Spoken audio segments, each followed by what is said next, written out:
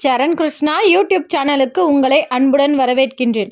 உங்கள் வீட்டில் தெய்வ சக்தி குறைகின்றது என்பதை உணர்த்தும் 5 அறிகுறிகள் என்னென்ன, தெய்வ சக்தி அதிகரிக்க நம்ம என்ன செய்யணும் அப்படிங்கிறத பற்றி தான் இந்த வீடியோவில் தெளிவாக பார்க்க போகிறோம். ஸ்கிப் பண்ணாமல் ஃபுல்லாக பாருங்கள். மேலும் நம்ம சேனலுக்கு முதல் முறையாக நீங்கள் நம்ம சேனலில் உள்ள வீடியோ பார்க்குறீங்க அப்படின்னா மறக்காமல் நம்ம சேனலை சப்ஸ்கிரைப் பண்ணி வச்சுக்கோங்க. நம்ம சேனலில் தொடர்ந்து ஆன்மீக பதிவுகள், குலதெய்வ பதிவுகள் வந்து கொண்டே இருக்கும். வாங்க வீடியோக்குள்ளே போகலாம். ஒவ்வொரு வீட்லேயும் குலதெய்வ சக்தியும் அந்த வீட்டின் இஷ்ட தெய்வத்தின் சக்திகளும் நிறைஞ்சிருக்கும். அந்த குலதெய்வ நடமாட்டம் கூட நம்மளால் உணர்ந்திருக்க முடியும். அப்பேற்பட்ட வீட்லேயும் ஒரு சில அறிகுறிகள், நம்ம இந்த ஒரு சில அறிகுறி உன்னிப்பாக கவனித்தோம் அப்படின்னா இந்த அறிகுறிகள்லாம் இருந்தாலே தெய்வ சக்திகள் குறைகின்றது, நம்ம வீட்டில் தெய்வ சக்திகள் கொஞ்சம் கொஞ்சமாக குறைஞ்சிக்கிட்டே இருக்குது அப்படிங்கிறத நம்ம தெளிவாகவே தெரிஞ்சுக்கலாம். அதில் முதல் அறிகுறி, தினமும் நம்ம வீட்டில் பால் காய்ச்சும் போது பால் தெரிஞ்சு போகிறது. ஒரு வாரத்திலேயே 2-3 தடவை தொடர்ந்து தெரிஞ்சு போயிட்டு, 4-5 நாள் தொடர்ந்து தெரிஞ்சு போயிட்டு, இன்றைக்கும் எப்போது பால் காய்ச்சறதுக்கு உள்ள பாத்திரத்தில் தான் காய்ச்சிட்ருப்பீங்க. திடீர்னு இது போல் அறிகுறிகள் உங்கள் வீட்டில் இருந்தாலே தெய்வ சக்தி குறைகின்றது அப்படிங்கிறத நீங்கள் தெரிஞ்சுக்கோங்க. 2வது அறிகுறி, பல்லிகள் வீட்டில் சத்தமிடாமல் இருப்பது. பல்லி தொடர்ந்து உங்கள் வீட்டில் சத்தம் போட்டுக்கிட்டே இருக்கும். ஆனால் குறிப்பிட்ட நாட்களில் கவனித்து பார்த்தீங்கன்னா பல்லி சத்தமிடாமல் இருப்பது, பல்லி திடீர்னு செவுத்துலேருந்து கீழே விழுவுறது, பல்லி இறந்து கிடப்பதை நீங்கள் பார்க்குறது, இதுவும் தெய்வ சக்தி குறைகின்றது அப்படிங்கிறத உணர்த்துகிறது. ஒரு வீட்டில் தெய்வ சக்தி நிறைஞ்சிருக்கும், அதுவும் குலதெய்வ சக்திலாம் நிறைஞ்சிருக்கு அப்படின்னாலே அந்த வீட்டில் சந்தோஷம் தாண்டவம் ஆடும். எப்போதுமே அவங்க வீட்டில் உள்ளவங்க எல்லாருமே மகிழ்ச்சியாக இருப்பாங்க. ஆனால் தெய்வ சக்தி குறைகின்றது அப்படிங்கிறப்ப அந்த பல்லி சத்தமிடாது, பால் தெரிஞ்சு போகிறது.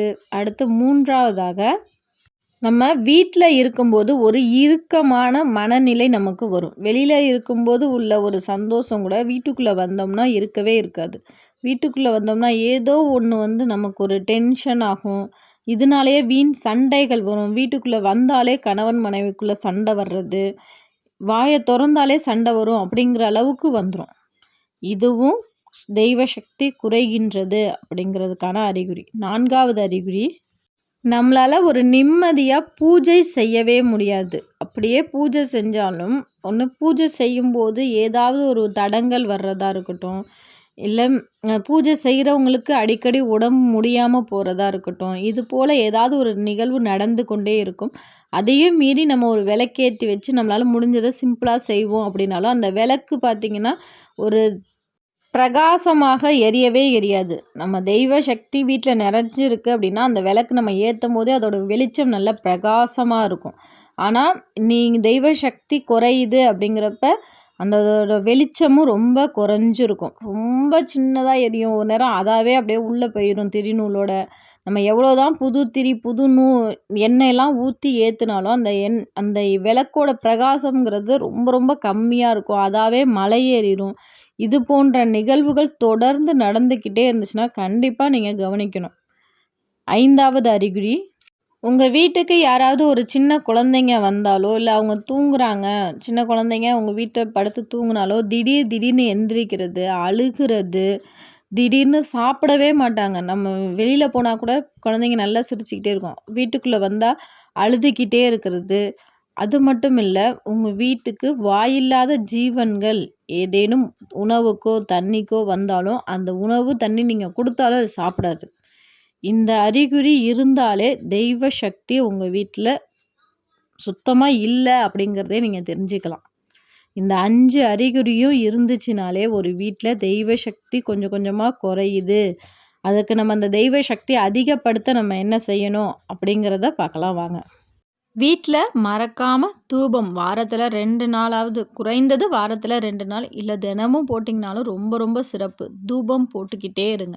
அந்த தூப புகைகள் இடுக்கெல்லாம் போகும்போது தீய சக்திகள், கெட்ட சக்திகள் ஏதேனும் நம்ம வீட்டில் இருந்தாலும் அது அப்படியே அந்த தூப புகையிலேயே போயிடும். நல்ல சக்திகள் மட்டுமே நிலைத்து இருக்கும். அப்படி ஒரு சக்தி தூபத்துக்கு இருக்குது. தூபம் போடும்போது வசம்பு கலந்து போடலாம், வெண்கடுகு சேர்க்கலாம், மஞ்சள் கொஞ்சம் கலந்து போடலாம். இதெல்லாம் நம்ம கலந்து தூபத்தில் நம்ம சேர்க்கும்போது அந்த தூப புகைகள் தீய சக்திகளை வெளில விரட்டும். தெய்வ சக்தியை நிலைத்து நிற்க தூபம் வழி செய்கிறது. மேலும் 2வதாக வீட்டில் எப்போதும் விளக்கேற்றி வைக்கணும். விளக்கேற்றுற வீடு வீணா போகாது அப்படிங்கிற ஒரு கருத்துமே இருக்குது நம்ம பெரியவங்கள்ட்ட. தினமும் உங்களால் முடிஞ்சாலும் முடியலனாலும் ஒரு காலையில் சீக்கிரம் உங்களால் விளக்கேற்ற முடியலனாலும் உங்களால் எப்போ முடியுதோ குளிச்சுட்டு கொஞ்சம் விளக்கு ஏற்றுவீங்க. ஒரு நாளைக்கு வீட்டில் ஒரு அரை மணி நேரமாவது வீட்டில் விளக்கு எரிஞ்சிட்டு இருக்கணும். அதுவும் குலதெய்வ விளக்கு கட்டாயம் ஏற்றுங்க. குலதெய்வத்தை நினச்சி நீங்கள் விளக்கு ஏற்ற ஏற்ற உங்கள் வீட்டில் எப்போதுமே குலதெய்வ சக்தி நிறைந்து இருக்கும். மேலும் உங்களுக்கு தெய்வ சக்தி ரொம்ப குறையிற மாதிரி இருக்குது எங்கள் வீட்டில் அப்படின்னா, நீங்கள் நிலைவாசல் பூஜை செய்யுங்க. நிலைவாசலுக்கு மஞ்சள் குங்குமம் வச்சு கோலமிட்டு உங்கள் பூஜை அறையில் தீப தூப ஆராதனை எப்படி கடவுள் ஃபோட்டோவுக்கு நம்ம காமிக்கிறோமோ அதே போல் நிலைக்கதவிற்கும் தீப தூப ஆராதனைகள் காமிச்சு நம்ம வழிபாடு செய்யும்போது கட்டாயம் நல்ல சக்திகள் அனைத்தும் உங்கள் வீட்டில் நிறைஞ்சிருக்கும். தீய சக்திகள் இருக்கவே இருக்காது. 5வதாக முடிஞ்சால் உங்கள் குலதெய்வ கோயிலுக்கு போயிட்டு வாங்க. இந்த மாதிரி வீட்டில் ஒரு சில அறிகுறிகள்லாம் தவறாக தெரியுது அப்படின்னாலே முதல்ல குலதெய்வ எல்லையில் போய் மிதிச்சிட்டு குலதெய்வ விபூதி குங்குமம் அந்த குலதெய்வ பிரசாதத்தை வாங்கிட்டு வந்து குலதெய்வ கோயிலில் படையல் வச்சு பிரசாதம் வாங்கிட்டு வந்து நம்ம வீட்டில் வச்சாலே குலதெய்வத்தின் சக்தி நம்ம வீட்டில் நிறைஞ்சு இருக்கும். இது போல் செஞ்சு பாருங்கள். கட்டாயம் உங்கள் வீட்டில் மறுபடியும் தெய்வ சக்தி நிலைத்து இருக்கும். உங்கள் வீடு எப்போதுமே சந்தோஷமாகவும் இருக்கும். இந்த வீடியோ பார்க்குற உங்களுக்கு குலதெய்வத்தை ரொம்பவே பிடிக்கும் அப்படின்னா ஓம் குலதெய்வம் நமக அப்படிங்கிற கமெண்ட்ஸை மறக்காமல் எங்களோட கமெண்ட் செக்ஷனில் ஷேர் பண்ணிக்கோங்க. இந்த வீடியோ உங்களுக்கு பயனுள்ளதாக இருக்கும் என்ற நம்பிக்கையில் மற்றொரு வீடியோவில் சந்திக்கிறேன். இந்த வீடியோ உங்களுக்கு பிடிச்சிருந்தால் லைக் பண்ணுங்கள், ஷேர் பண்ணுங்கள், மறக்காமல் சப்ஸ்கிரைப் பண்ணுங்கள். இது உங்கள் சரண் கிருஷ்ணா யூடியூப் சேனல். நன்றி, வணக்கம்.